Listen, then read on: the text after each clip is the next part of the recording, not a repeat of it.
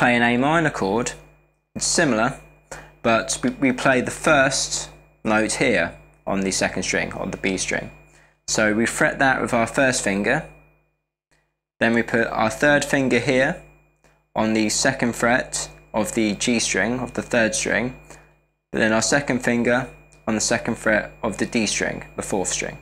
So this will be an A minor chord.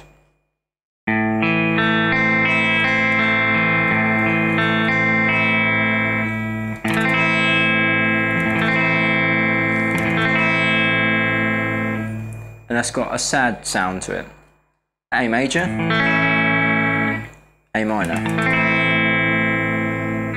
And again, the difference between these two notes, as I taught you in the very first video, this note will be C sharp, this note will be C. The C sharp is the third note in the A major scale, and the C is the third note in the A minor scale. So when I go on to talking to you what builds up triads, that's the reason why. That's your A major, that's your A minor. Okay, the next chord I'd like to talk to you about is D, a D chord. And this can be found using this shape here. Take your first finger and put it on the second fret of the G string, which is the third string. Take your third finger, put it on the third fret of the B string, which is the second string, and then your second finger on the second fret of the first string. And you can play all these strings except for the low E, because that's not part of the chord. Then arpeggio them,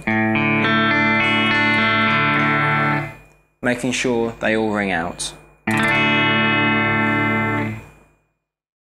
For a D minor chord, we'll take our first finger, put it on the first fret of the E string to get an F note.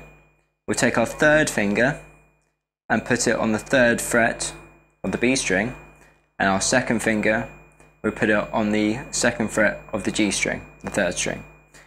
So when we play from the A,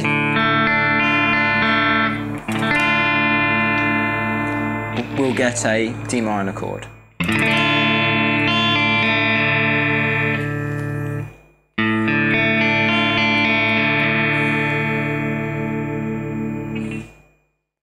Okay, the next chord after that I'd like to teach you is a basic C major shape.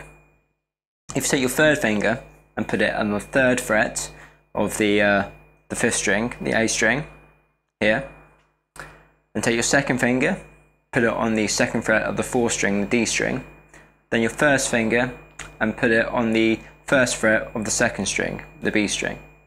Now play from that C, arpeggio, and that's the C major chord.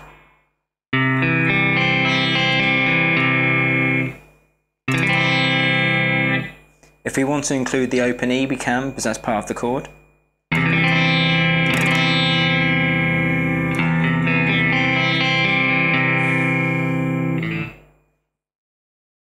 The next chord I like to teach you, the last one, is a normal G major shaped chord.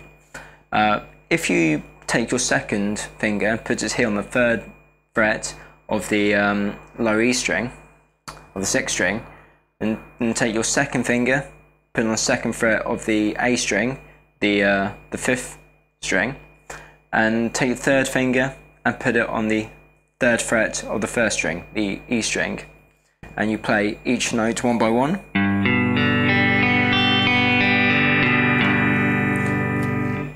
That would give you a G major chord.